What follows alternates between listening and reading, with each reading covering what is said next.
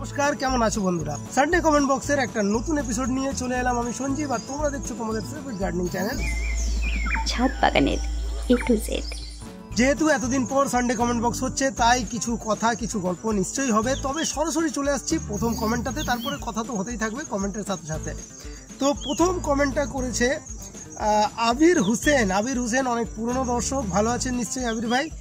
আপনার কমেন্ট আছে L49 পেয়ারা গাছের বিশেষ পরিচর্যা নিয়ে ভিডিও চাই। নিশ্চয়ই পেয়ে যাবেন ভিডিও, তবে এখন শর্টে একটু বলে দিই।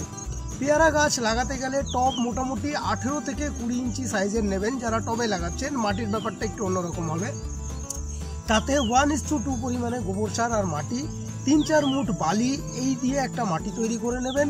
খাবার চাইলে একটু সর্ষের খোল, একটু ভার্মিকম্পোস্ট, তার গুঁড়ো, শিংকুচি এসব দিতেও পারেন, না দিলেও ক্ষতি নেই। তবে প্রতি 2 মাস অন্তর 2 মুঠ সর্ষে খোল, 1 মুঠ বোনডাস্ট, 1 মুঠ শিংকুচি এই খাবারটা যদি নিয়মিত, তার সাথে ভার্মিকম্পোস্ট বা গোবর সার মোটামুটি 1 লিটার পরিমাণে, 1 লিটার বলতে 1 লিটারের মগে যতটা ধরে। এখানে আবার কমেন্ট করে বলবেন না যে দাদা লিটারে কিভাবে মাপবো গোবর সার, লিটার মানে এইটুকুই। তো এই পরিচর্যাটা যদি কন্টিনিউ বেসিসে করা যায়, আর জল প্রতিদিন দেবেন, নিয়মিত দেবেন, বা যদি বর্ষাকাল হয় তাহলে নিশ্চয়ই দেবেন না, বুঝে শুনে দেবেন, কিন্তু মাটি যেন ভিজে থাকে। শীতকাল আর গ্রীষ্মকালে প্রতিদিনই জল দিতে হবে। এইটুকু করলেই পেয়ারা গাছে আর বিশেষ কিছু করতে হয় না। ক্যালসিয়ামের জন্য একটু চুন দিতে হয় মাঝে মাঝে, সেসব নিয়ে পরবর্তীকালে যখন ডিটেলস ভিডিও বানাবো সেসব বলে দেবো, এখন ছোট্ট করে বলা না। পরের কমেন্টে চলে আসছি পিনাকি প্রসাদ রায়। ইনি লিখছেন, বহুদিন পর তোমাকে দেখছি, খুব ভালো লাগছে। এখন থেকে নিয়মিত দেখতে পাওয়া যাবে তো?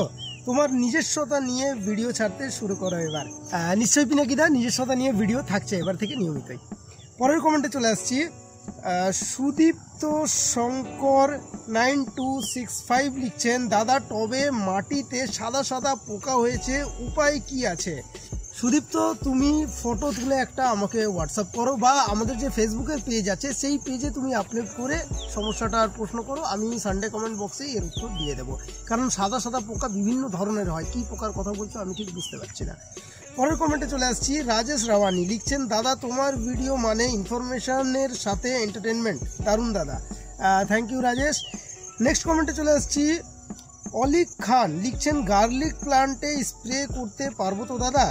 এইটা হচ্ছে কীটনাশক। হ্যাঁ নিশ্চয়ই পারবেন, যেই কীটনাশকটা বানানো আমি দেখিয়েছি, কীটনাশকটা যে কোনো গাছে স্প্রে করা যেতে পারে। পরের কমেন্টে চলে আসছি রাখি সোর লিখছেন, দাদা অনেকদিন পর দেখলাম আপনাকে, হার্ট। থ্যাংক ইউ রাখি।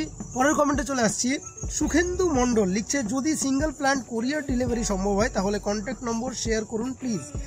সুখেন্দু বাবু, আমি নার্সারির ফোন নম্বরটা ডেসক্রিপশানে দিয়ে রাখছি, সেখান থেকে নাম্বারটা নিয়ে আপনি কথা বলে নিন সরাসরি যে সিঙ্গেল প্ল্যান্ট ডেলিভারি করতে পারবে কিনা।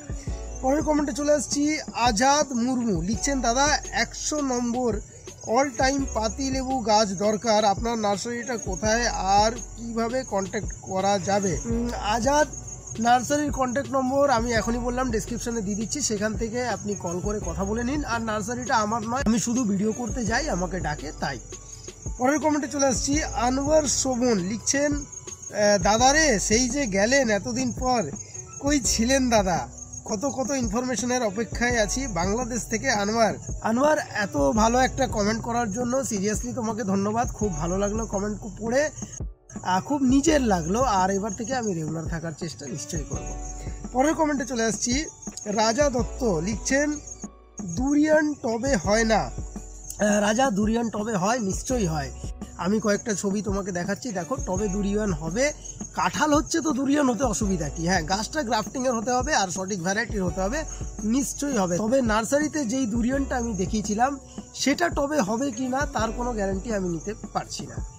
পরের কমেন্টে চলে আসছি আবির হোসেন লিখছেন, ভাই আপনি সানডে কমেন্ট বক্সের ইনফরমেশনগুলো অনেক মিস করেছি এতদিন। আবির ভাই, এবার থেকে আর মিস করবেন না, আমি শিওরলি আসবো, নিয়মিতভাবেই আসবো। পরের কমেন্ট সুনিতা রাও, আপনার ইউটিউব চ্যানেলের ভিডিও দেখে আমি নতুন বাগানি, জৈবিকভাবে ছাদে নানা রকমের ফল গাছ করছি। খুব ভালো সুনিতা রাও, একদম গাছ করতে থাকো, ফাঁকি দেবে না, নিয়মিত জল দেবে, নিয়মিত খাবার দেবে, দেখবে খুব ভালো গাছ হবে আর বেশ আনন্দ পাবে, খুব ভালো হবে। পরের কমেন্টে চলে আসছি এমডি হাজরাত, জৈব অনুখাদ্য গাছের গোড়ায় ব্যবহার করা যায় কি? এমডি হাজরাত, নিশ্চয়ই করা যায়, জৈব অনুখাদ্য হোক বা যে কোনো অনুখাদ্যই হোক সেটা গাছের গোড়াতেও ব্যবহার করা যায়, স্প্রেও করা যায়। আর দুটোই করবেন, কিন্তু শুধু একটা করবেন না যে শুধু স্প্রে করলেন গোড়ায় দিলেন না, সেটা করবেন না, দুটোই করবেন। আর কি পরিমাণে করতে হবে সেটা ভিডিওতে বলাই আছে, সেটা একবার দেখে নেবেন। নেক্সট কমেন্ট, জয়সিন মির লিখছেন, হাই দাদা, আপনি বলুন লেবুর ফুল বা গুটি কিভাবে আটকানো যায়। লেবুর ফুল ঝরার প্রধান যে কারণ হচ্ছে সেটা হচ্ছে বোরনের অভাব। এছাড়াও কিন্তু আরও অনেক কারণ থাকে, একটা কারণেই যে ফুল ঝরে বা গুটি ঝরে তা নয়। তবে বোরন লেবু গাছে একটা বিশেষ ভূমিকা পালন করে, তাই বোরনের অভাব পুরো করতে হবে। কিভাবে করবেন তা নিয়ে ডিটেলস ভিডিও দেওয়া আছে, কিভাবে জৈবিক বোরন বানানো যায় সেই ভিডিওটা দেখুন। বোরন বানান, গাছে দিন যেই পদ্ধতিতে দিতে বলা আছে।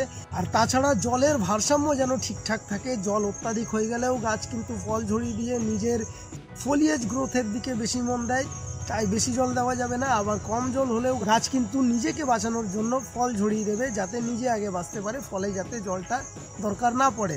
তাই জল যেন সবসময় ঠিকঠাকভাবে থাকে, না কম না বেশি। চলো এখানেই শেষ করছি আজকের সানডে কমেন্ট বক্স। তবে নেক্সট ভিডিও নিয়ে আবার আসছি। আর এত ভালো ভালো তোমাদের কমেন্টের জন্য অনেক অনেক ধন্যবাদ তোমাদেরকে, যে তোমরা আমাকে মিস করেছো এতদিন ধরে। তবে আর মিস করতে দেবো না, নিশ্চয়ই আসবো। দেখা হচ্ছে পরবর্তী ভিডিওতে, ততদিন সঙ্গে থাকো, সবুজ থাকো, বাই।